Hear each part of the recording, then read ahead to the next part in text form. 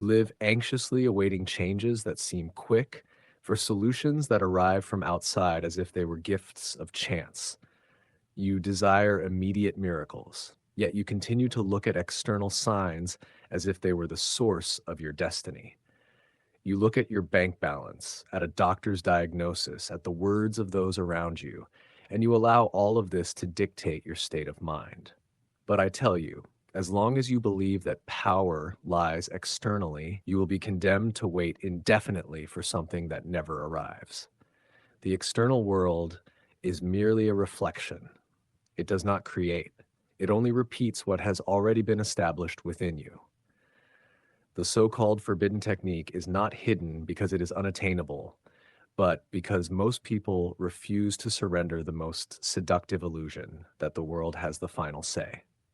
It's easier to blame circumstances, to hold the government, the economy, family, or others responsible. But this is the deception that keeps multitudes trapped in sameness. The truth is simple, and precisely because it is simple, many do not see it. Nothing can change your life until you change your inner vibration. It is within that everything originates. When I speak of vibration, I am not referring to a vague idea or a fleeting feeling, but to the state you consistently maintain, the invisible atmosphere you carry with you that shapes every encounter, every event, every outcome. Your world is a mirror of this state. If today you live in lack, it is not because the world decreed it so, but because you, perhaps unconsciously, have worn that inner garment day after day. Today I reveal to you a method that demands neither physical effort nor prolonged time, but requires seriousness and total surrender. It is a simple, direct path in 4 steps. Whoever practices it will no longer live like a beggar waiting for signs, but as a creator who silently commands and sees the world obey. It is not magic, but a law as immutable as the law of gravity. I tell you, whoever commits to this practice will realize that reality has no choice but to respond, because the visible world is a slave to the invisible state. And when you change the state, you change the reflection. This is the secret that transforms life, to claim the power that has always been within you. The first step is to silence the external noise. This is the foundation without which nothing can be sustained. You have been conditioned from an early age to believe more in what your eyes see and ears hear than in what pulses within you. The world has taught you to trust cold numbers, diagnoses, others' comments, visible signs. But this habit is the most subtle prison that keeps the mind captive to appearances. Silencing external noise is not just closing your eyes and covering your ears, but an act of sovereignty, refusing to accept that what your senses show is definitive. When you close your eyes, do not do so merely to rest, but as one who withdraws to a sacred place within yourself. Give this act the same seriousness as a prayer, a decree. It is in this withdrawal that you begin to pull energy away from what you no longer wish to sustain. As long as you continue to look at lack, you continue to feed it. As long as you mentally repeat problems, you continue to give them life.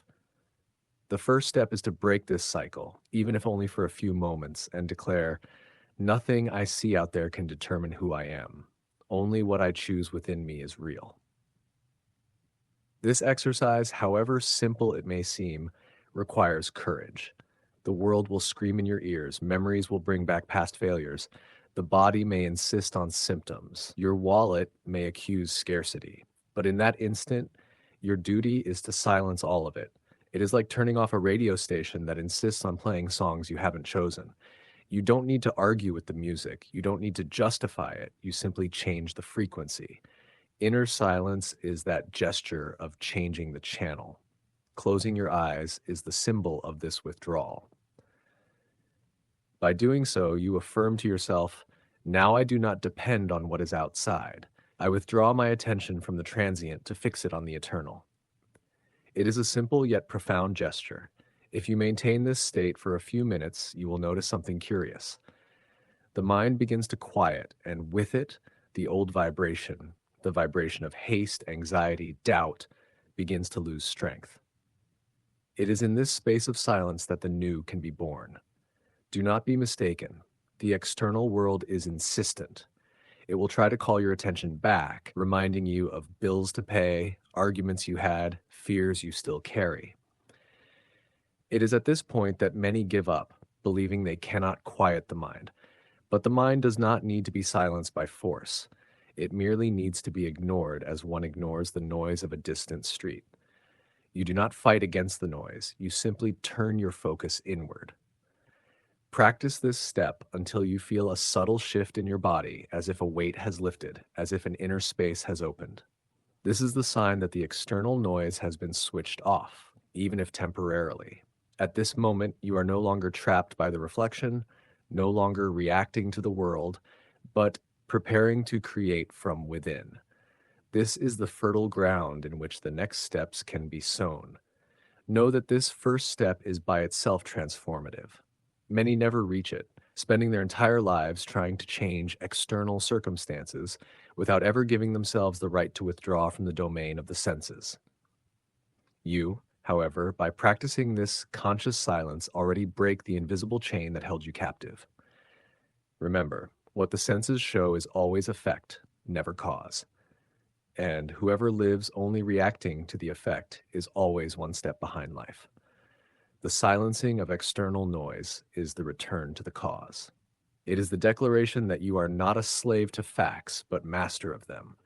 It is the moment when, even if the world screams impossible, you respond in silence. None of this governs me. And by doing so, you have already begun to change the vibration. Because vibration is not shaped by the things that enter through the senses, but by what you decide to sustain within your inner self. By silencing the external, you make space to assume, without distractions, the state you truly desire. The second step is to choose the new state. It is not enough to silence the external noise. If, upon withdrawing attention from what you don't want, you don't consciously decide what you do wish to sustain, the human mind cannot tolerate emptiness for long. If it is not directed, it will soon fill up again with old habits, the same worries and memories that have held you captive until now. Therefore, after quieting the senses, it is essential to clearly choose which inner garment you will wear. Choosing the new state is not just thinking of something beautiful or imagining a distant idea. It is about assuming a position of authority over your own life. Ask yourself, how do I want to feel now? This question is simple but powerful because it places the tension where creation truly happens, in the present.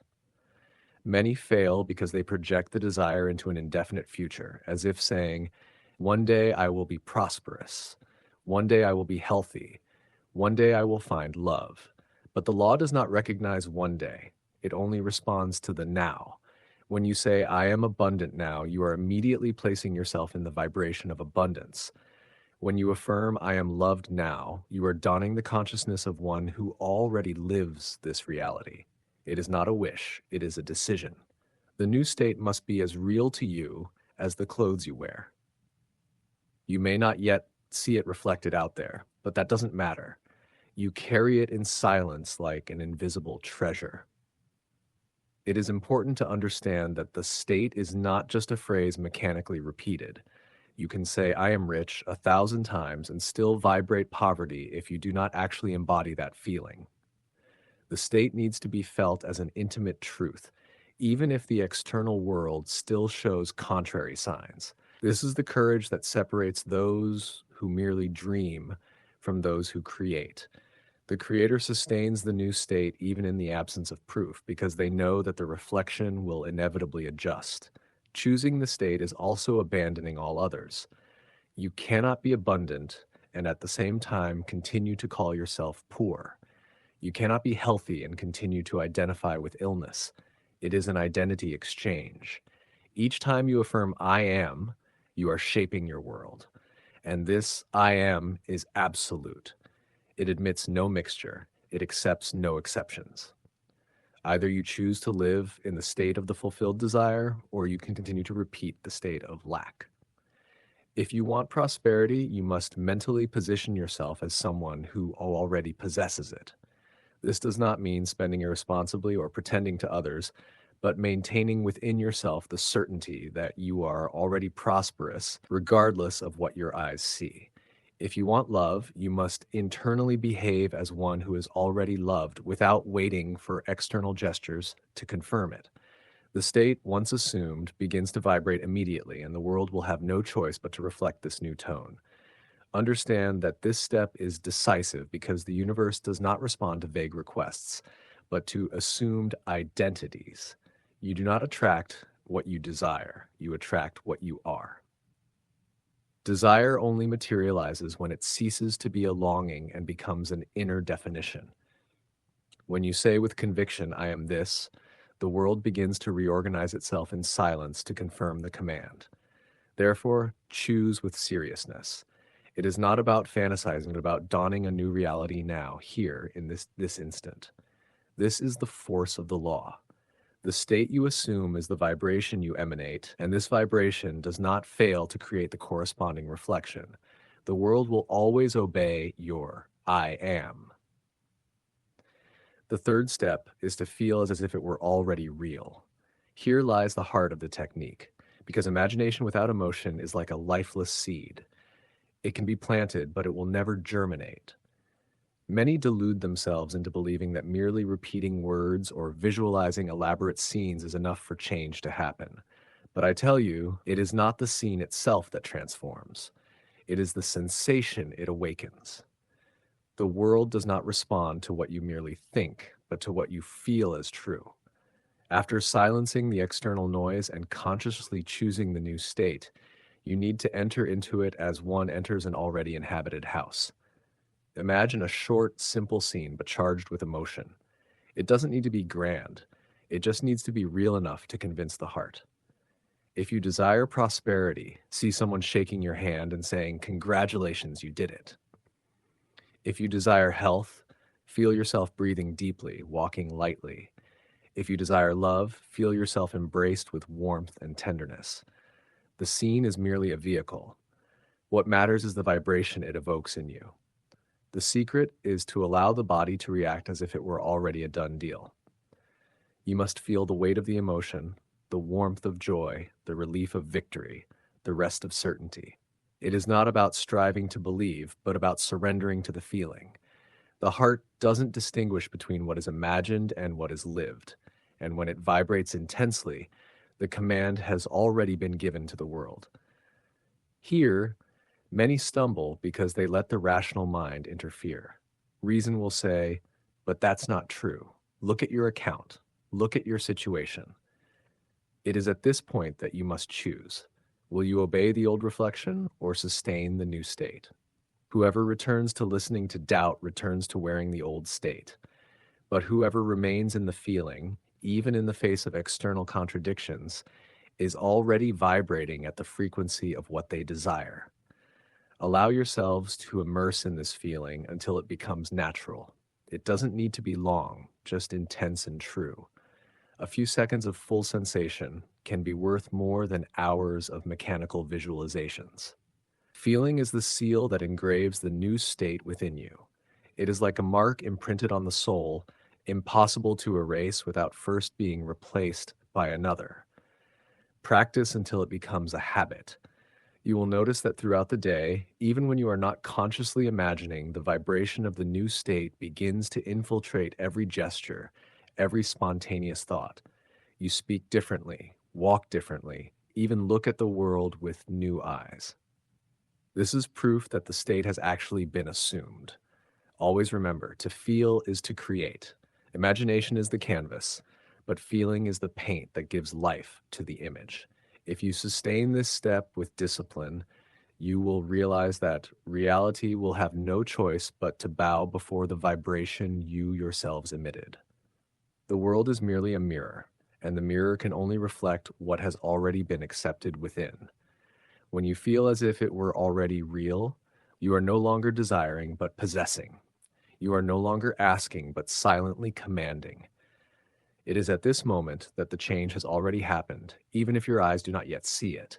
And whoever understands this will never again be a slave to appearances, because they will have learned to create from the heart.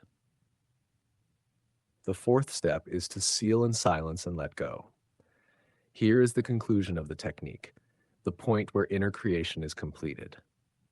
Many fail precisely at this moment because after intensely feeling the desired state, they go back to looking for immediate signs in the external world, like someone who plants a seed and minutes later digs up the earth to check if it has already sprouted.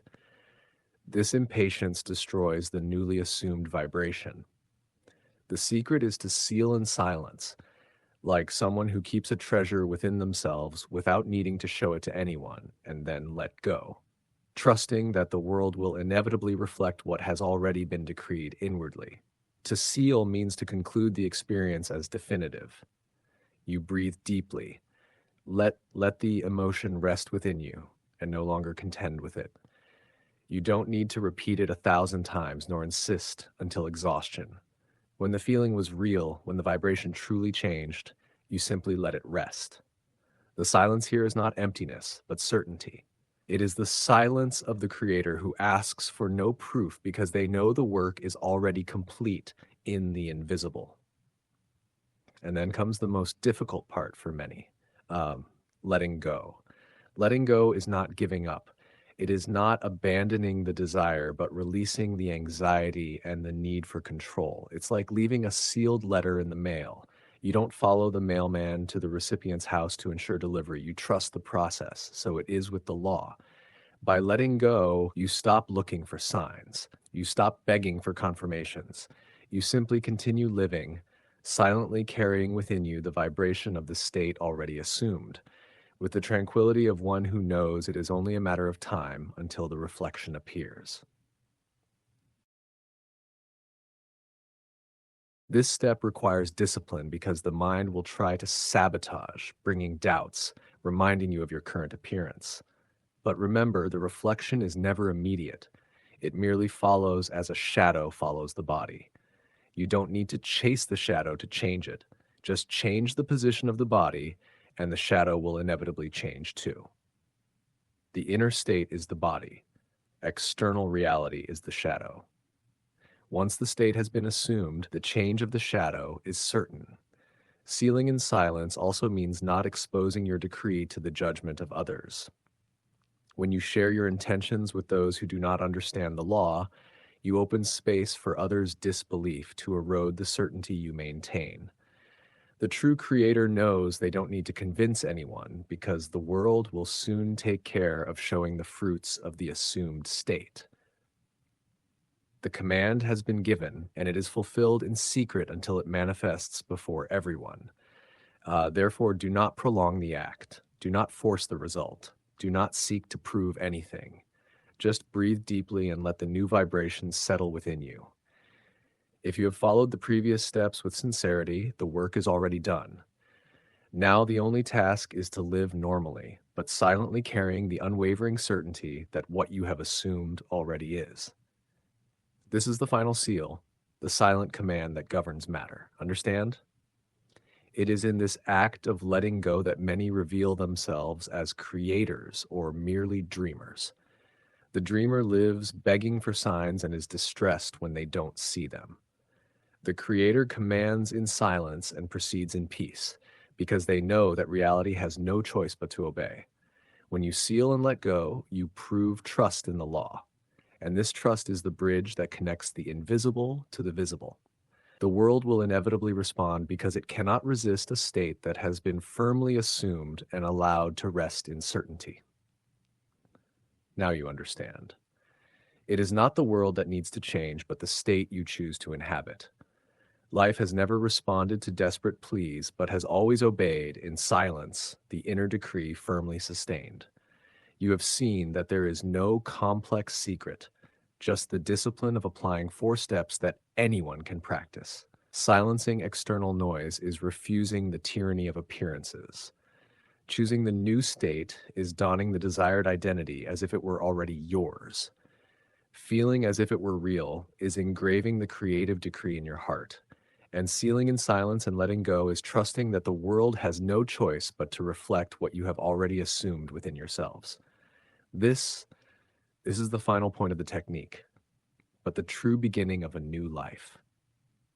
You no longer need to live as victims of circumstances, begging for external changes. From now on, rise as conscious creators. Do not waste time begging for signs. Do not cling to what your senses show, because everything you see is merely an echo of what has already been assumed at some point. If you want a different reflection, choose a different state. I tell you, there is no power outside of you. The only authority capable of shaping your destiny is that which rests within your inner self.